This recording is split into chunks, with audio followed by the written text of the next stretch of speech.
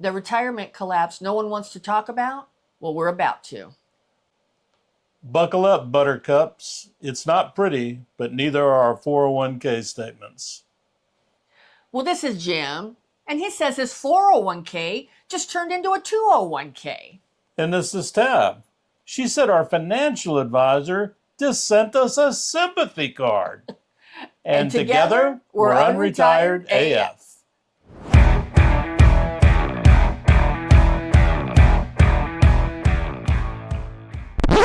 Well, hello and welcome to today's episode of the Unretired AF podcast, the podcast created especially for the over 60 rebel crowd. And today we're going to be talking about the retirement collapse. And let's start with why collapse isn't an exaggeration, it's reality.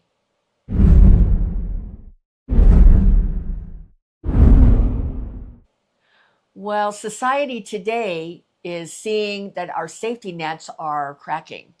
Things that people could count on, like pensions, Social Security, and savings, are starting to give way. People are, they're feeling the pressure. This isn't a slow leak. It's more like a piggy bank that fell off the shelf and broke open. Yeah.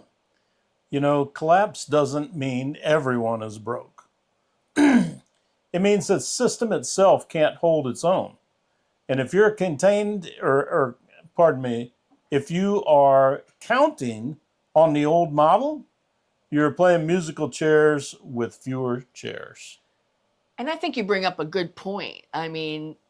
When we're talking about retirement collapse, there are going to be a lot of people who aren't going to be affected by it. Just like in the Great Depression, our generation has the impression that everyone suffered. We see those pictures from that time and we think everyone was suffering, and that's not the case. No. There's a lot of people that got rich off the Great Depression. Exactly. So I think that was a good point that you made, that everyone isn't going to be broke. It's not going to affect everyone the same way, but it's going to affect a lot of us. Right.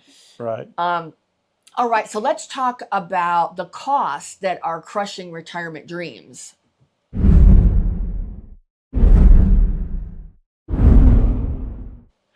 One of the most obvious places where everyone, particularly retirees and millennials, are getting crushed is in housing costs. And we see that. They've gone through the roof since the pandemic. Starter homes in 1980 were around $60,000. And then towards the end of the 80s, like 89, they were up around $124,000. Compared to today, over $400,000 for a starter home, probably even more in some areas. That's an average, I think. Even downsizing is expensive. That cheaper condo that retirees were kind of thinking their whole life they're going to downsize from the big house that they have, that they raised their family in, to get the cheaper condo. Well, those don't exist anymore. If they do, they're not cheap. Right. If you're a renter, forget it. A fixed income versus 8% rent hikes equals no contest. From 2013 until the pandemic, rate increases were about 2 to 3, 4% per year. After the pandemic, they've been 6 to 8, sometimes even 10 That's regionally. Crazy. Yeah. Even more, I think, in some places. In some places. Seniors just can't keep up. Yes, there is a housing shortage crisis going on right now, but part of that is self-inflicted, that people have sold their land to these developers that are building these rental communities, and that's not a good thing. No, and especially when you look at Social Security is not keeping up with any kind of 8% rent hike. So for seniors who are renting, it's disaster. It's disaster for them. Well, I challenge just many jobs that you're getting 8% increase a year. Right. As cost of living. Well, and exactly. And so it's putting millennials in the same situation. Sure. And it's interesting that millennials and boomers are being pitted against each other when they're in the same damn boat, both of them. And I think they, they need to both look at it, and I think they are looking at it that Right. way. All right. Well, next up, the savings gap that nobody wants to admit.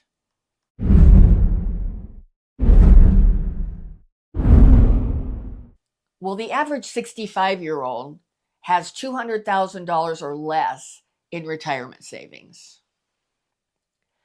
It sounds big until you divide that by 20 years. I mean, that's about $10,000 a year. Try paying bills, meds, and rent on that. Yeah, it's tough. But, the other big thing we need to add to that is hopefully that 200,000 you have is secured, because let's talk about market volatility. Right. What goes up will come down. History shows us that. Remember 2008? Remember when the housing bust happened, the crash? Well, we do. That's like riding a roller coaster. Only instead of having fun, you're getting heartburn and a smaller 401k.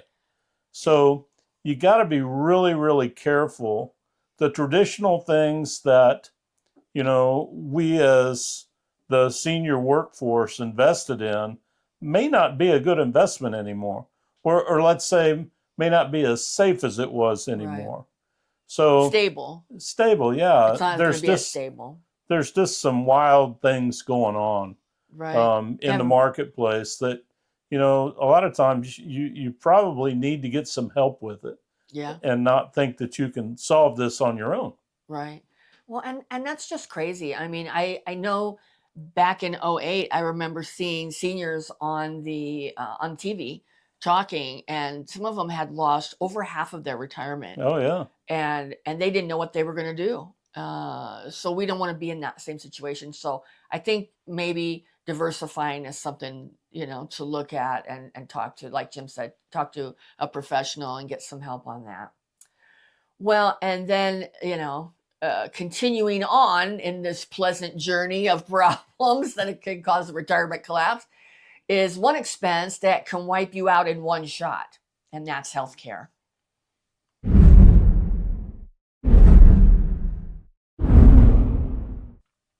I mean, we all know that medical issues can wipe you out, and right now we also know that one of the top reasons for bankruptcy in our country is medical bankruptcy because of medical bills. So, and a lot of people might be under the mistaken impression that, I'll have Medicare during that time. Well, we all know that Medicare, or we should know, Medicare isn't free. I mean, you've got premiums, you've got deductibles, you've got drugs that aren't covered unless you get into, one of the Medicare Advantage plans, but then there are pros and cons to that too.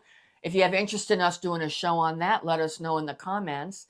But it's also time to consider taking better care of ourselves. And Jim and I mean, that one's hitting us square between the eyes of looking at, things that we can do to stave off, as much as we possibly can, obviously, medical issues. Yeah. Expenses. Most definitely.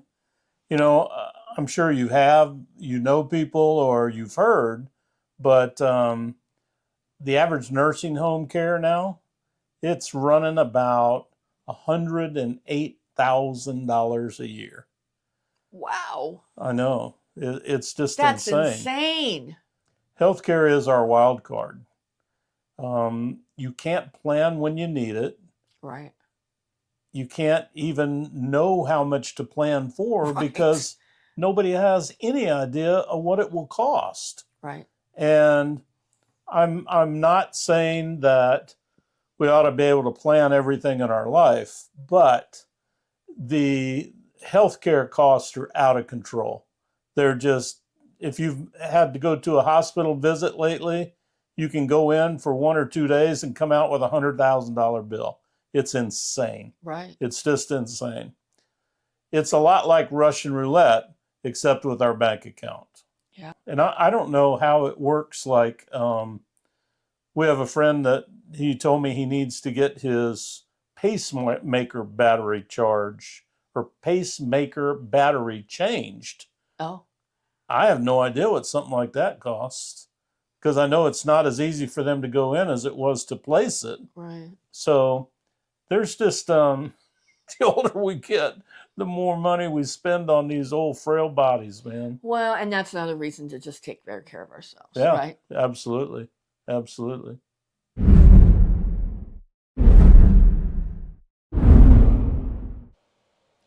Well, the takeaway from this episode is that even though retirement may be collapsing, we don't have to collapse with it. No. I mean, we just have to stay flexible, not be real rigid in what we want our retirement to be, but be flexible to figure out what's going to work best for us based on our financial situation. And everybody's different. You know, a lot of us are finding side hustles that we can make up the difference. Yep. Lowering and looking at our expenses and figuring out what we can cut out, that's a big part of it too. We need to cut debt, you know, look at our debt and cut it as much as we can, you know, and build community with others. Yeah. Yeah. You know, all of us in this age range, we're all going to kind of have the same kind of problems.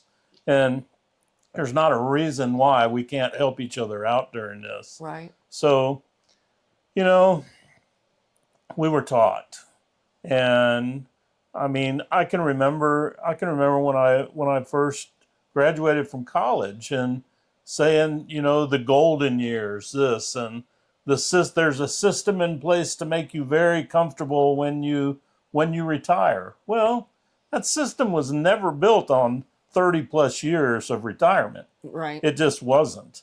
So, right. You know, we as rebels, we don't wait for the rescue. We adapt, we fight, and we laugh while doing it.